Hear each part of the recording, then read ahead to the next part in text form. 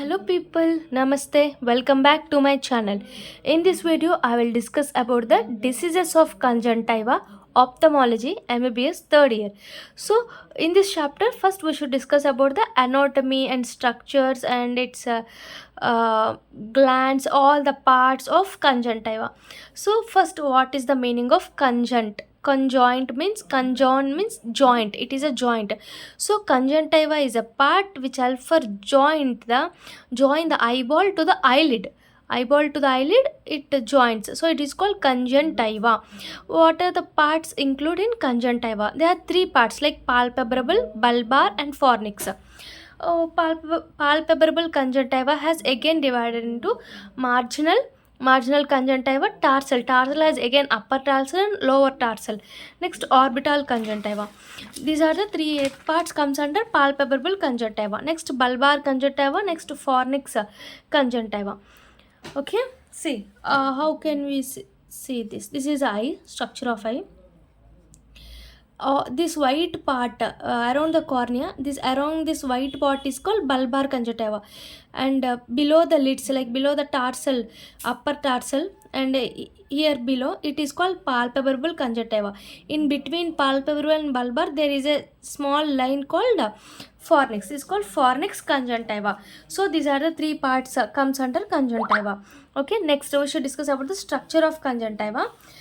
Structure has, see, this is consists of epithelial layer. Conjunctiva consists of epithelial layer, and below the epithelial layer, generally this epithelial is non-keratinized squamous stratified epithelium. Non-keratinized stratified squamous epithelium. Generally this epithelium consists of globulate cells, and next comes under adenoid layer. Adenoid layer is generally it developed at a 3 to 4 months of life. After the birth, 3 to 4 months of life, adenoid layer will develop. Next, fibrous layer generally consists of collagenous and elastic fibers will be present in fibrous layer. So these are the three structures comes under conjunctiva. What are the three structures? Like first one epithelium, next adenoid, next fibrous layer. Okay, what you should remember the parts. What are the three parts? Palpebral and bulbar. Next, fornix. Again, bulbar has three parts like marginal conjunctiva, tarsal like upper tarsal, lower tarsal. Next, orbital conjunctiva. So next structure. Next comes under glands. Glands consist of two types of glands are present, like mucin secretory glands and accessory lacrimal glands. What are the mucin secretory glands? Mucin secretory glands consist of globulate cells. Mucin means where the mucin comes from, like it comes from globulate cells. Next are two types of glands like crypts of Henle and glands of Mange. Glands of Mange and crypts of Henle. Crypts of Henle and glands of Mange. Okay. Okay. Next, okay. See, these are the glands of Mange. See, this is the gland. This is the glands of Mange. Glands of Mange, and globulate cells are also secretes the mucin. Next, crypts of Henle. Crypts of Henle also secretes mucin. Next, accessory lacrimal glands like glands of Cross and glands of Wolfrings. See, these are the Wolfrings. See, on either side, this is glands of Wolfrings and this is glands of Cross. Glands of Cross and glands of Wolfrings. Okay, see, this is also Wolfring, this is also Wolfrings, and either side consists of Cross. These are the accessory lacrimal glands. What are the accessory lacrimal glands? You should remember Cross and Wolfring are accessory lacrimal glands. These are also glands comes under conjunctiva. Okay, next the two parts like pica semilunaris and caruncle. Pica semilunaris is present in medial canthus. In medial canthus, pica semilunaris is present, and caruncle is present medial to pica semilunaris. Medial to pica semilunaris, there is caruncle. Next, we should discuss about the lymphatics. Lymphatics of conjunctiva, lateral and medial. In laterally, when we comes under, it is pre-auricular lymph nodes, and medially comes under submandibular lymph nodes. These are the two lymphatic drainage in conjunctiva.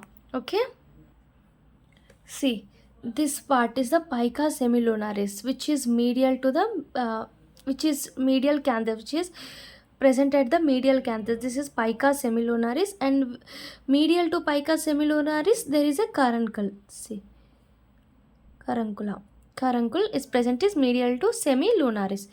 So this is the pica semilloris and carbuncle. Okay, next we should discuss about the inflammation of conjunctiva diseases. Like diseases are divided into infectious and non-infectious. Infectious have bacterial, viral, ophthalmia, neonatal. These three comes under infectious. These are infectious. They are bacterial, viral, and ophthalmia, neonatal. Next, non-infectious are allergic and cicatrial. Cicatrial means healing part. Cicatrial. um conjunctivitis. Next, mechanical conjunctivitis and neoplastic conjunctivitis. These are inflammation of conjunctiva, infectious and non-infectious. So for generally, you should know what are the types are present in conjunctiva, like bacteria, viral, and ophthalmic neonatal. And non-infectious are like allergic conjunctiva. Next, cicatricial immune-mediated conjunctiva, mechanical, and neoplastic conjunctiva. These are comes under non-infectious. So the most important one are these three, like bacterial, viral, and ophthalmic neonatal. We will discuss all these infectious in next video. Before that, I will discuss about the all they have some common symptoms are present. So I will discuss the some common symptoms. First one is, you should know like hyperemia of conjunctiva. In all these the common symptoms I will discuss. You should remember that. What is hyperemia of conjunctiva? Hyperemia of conjunctiva. Hyperemia means congestion. What congestion? Congestion of blood vessels. See, congestion of blood vessels. Why? Due to acute exposure of some minor irritants without being associated with any eye disease. Generally, no disease related with the disease, no associated with any disease. Generally, the blood vessels undergoes congestion due to exposure of minor irritants. Because of some irritants, there is undergoes some congestion. So one of the symptoms is hyperemia of conjunctiva. How it present like like irritant, discomfort, tightness, mild lacrimation, minimum mucosal discharge also present. Like what is the treatment? Like symptomatic relief because of irritants. No, we should give like antihistamines, like topical decongestants also given. Topical decongestant. First one is hyperemia of conjunctiva. Next one is chemosis. Chemosis is a common symptom in conjunctiva. Chemosis means swelling. Swelling means edema of conjunctiva. Edema. Generally, this occurs in inflammation condition. Chemosis means inflammation, swelling. All these occurs in inflammation conditions like conjunctivitis, corneal ulcers, endophthalmitis, mebomitis, orbital cellulitis, dacroadenitis. All these have chemosis of conjunctiva. So you should remember the names like hyperemia. Next, chemosis. What is hyperemia? Means congestion of blood vessels. Chemosis means edema or inflammation of conjunctiva. Next, ecchymosis of conjunctiva. This is important one. Ecchymosis of conjunctiva is subconjunctival hemorrhage. Sometimes they will ask in theory questions, write about the subconjunctival hemorrhage. So what is when a subconjunctival hemorrhage means? You remember like ecchymosis of conjunctiva. Ecchymosis. Why ecchymosis will occur? Like inflammation, like trauma, inflammation, sudden venous congestion of head, and spontaneous rupture of capillaries, bleeding disorder, systemic infections like malaria, typhoid. All these are etiology factors comes under ecchymosis. Hemorrhage means the blood. All the part of the eye have a wait a minute, I will see. Okay, this is the subconjunctival hemorrhage. See, subconjunctival hemorrhage means ecchymosis. When this will occur because of trauma, any rupture, spontaneous rupture or inflammation or subvenous congestion, also like bleeding disorders or any systemic disorders like malaria and typhoid. This is the etiology. Generally, this ecchymosis extends from small pedicle hemorrhage to entire spread of the whole bulbar conjunctiva, making the white sclera of eye invisible. Making the white sclera of eye is invisible. This is not invisible, sorry, invisible. Okay, from small pedicle hemorrhage to total eye will become sclera of the eye become invisible. Ecchymosis will occur. Generally, you should remember like etiology, like a trauma, any spontaneous rupture, like systemic infections, inflammation, congestions, venous congestions of head because of congestion of head. All this. This is the how it appears. Next, we should discuss about the clinical features, symptoms and sign. In this ecchymosis, only we can see the red color discoloration will be occur. There is no any symptoms. If any symptoms only associated symptoms with that related disease only present in ecchymosis. Next, we should discuss about the signs. How it present: flat sheet of homogeneous bright red color with well defined margin. See how it present. Which is homogeneous, no? Which is homogeneous? Flat sheet of homogeneous vitamin. Flat sheet of homogeneous. Okay, homogeneous, which is present in bright red color. Bright red color with well borders. Well borders are present. Okay, well defined limits. Flat sheet of homogeneous bright red color with well defined limits are present. Okay, these are the signs, these are the symptoms. If there is an eyeball injury, if there is head injury or orbit injury. If eyeball injury, posterior limit will be visible. If eyeball injury will be there, posterior limit will be visible. If head injury or orbital injury, not visible. It totally the sclera comes under invisible. If it occur head injury or orbital injury. Only in eyeball injury, posterior limit will be visible. So how can we treat this? First, to treat the cause. Next, cold compress. Cold, by using cold items, we should compress the compress. And initial, next, hot compress maybe helps in absorption of blood in late stages. Hot also you can use. Okay, in late stages, cold compressions in early stages. Next, placebo therapy with lubricant eye drops and all these we can treat this condition. Next, psychotherapy or assurance to the patient is the most important part of the treatment. Okay, this is the ecchymosis. Generally, they will ask about the subconjunctival hemorrhage. You should remember this. First, you should write the etiology, how it happens. Subconjunctival hemorrhage means ecchymosis. So, how it etiology occur. Next, from there to where it occurs. Pedicle to total white sclera part is invisible. Next, we should discuss about the signs and symptoms. Only reddish discoloration, no symptoms. Only any symptoms associated with related disease only. Generally it is symptomless. Next, we should write the sign, how it visible. Flat color, bright homogeneous bright red with well defined limits are present. Next, when it is invisible, like head injury or orbital injury, only posterior limit is visible in eyeball injury. Next, we should write the treatment like cold compress, hot compress. Next, placebo therapy and psychotherapy or assurance to the patient who is important for treatment. This is the ecchymosis. So I discussed about the three important symptoms like congestion or hyperemia. So remember, what is the congestion? What is hyperemia? Hyperemia means congestion. Ecchymosis, chemosis of swelling. Next, ecchymosis subconjunctival hemorrhage. Next another symptom is xerosis and discoloration of conjunctiva. We should remember this. Xerosis means conjunctiva become dry and lustrous, dry and lustrous. Lustrous means it is very undergoes thickening. See, this is a clinical feature: dryness, pigmentation, thickening. All these symptoms can seen in xerosis. We can use the treatment like artificial teardrops can be used. Yes, xerosis means you should remember, if they use the words like xerosis, then you should remember it is a dry and lusterless conjunctiva because it has pigmented thickening and all these symptoms are present. Now we can use the artificial teardrops. Next, discoloration of conjunctiva. If red color, I discussed previously, red color means subconjunctival hemorrhage. Okay, yellow color means jaundice or any malaria or yellow fever will become.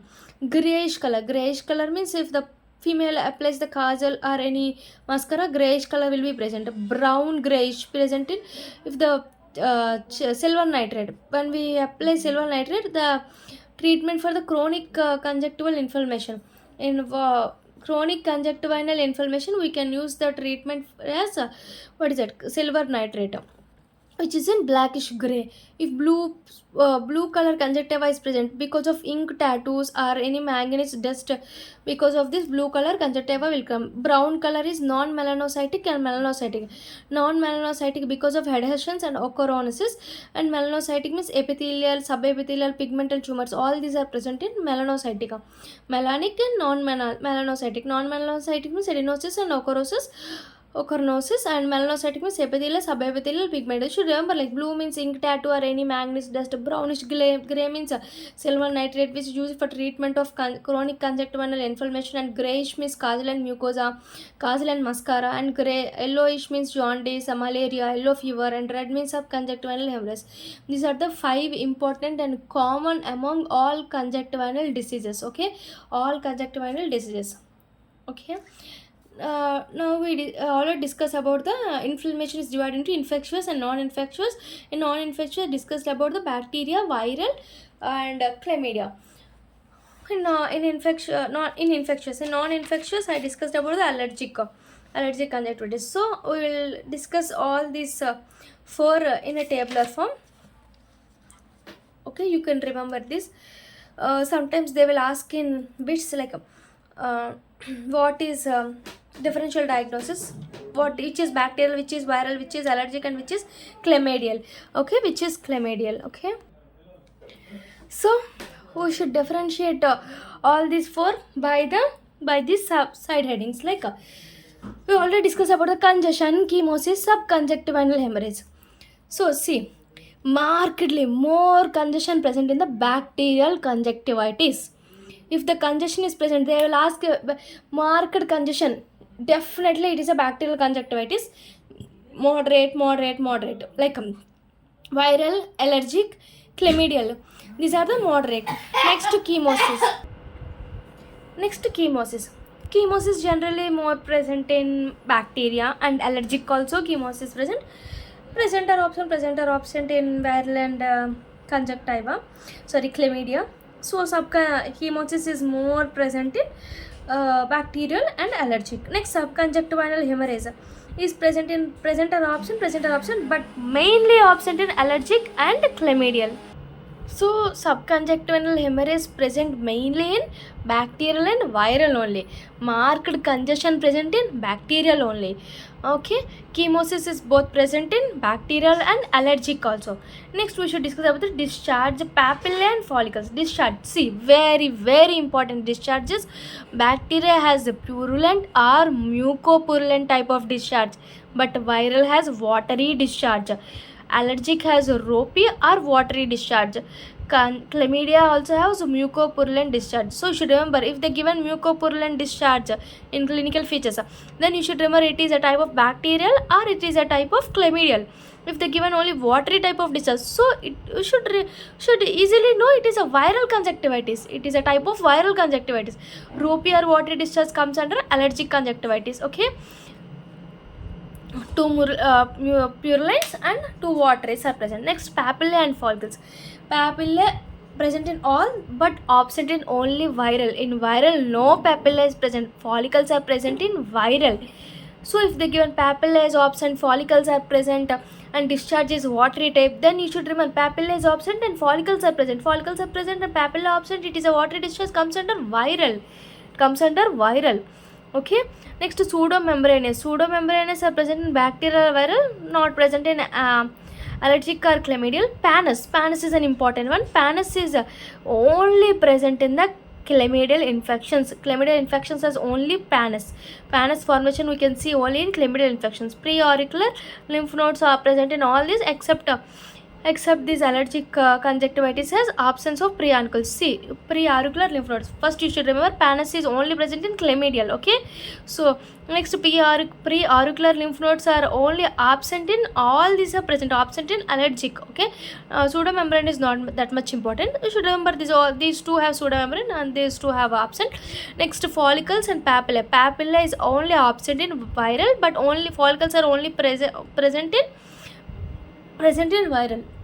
Okay, discharge is important. Mucopurulent type, water type, ropey or water type, and mucopurulent type.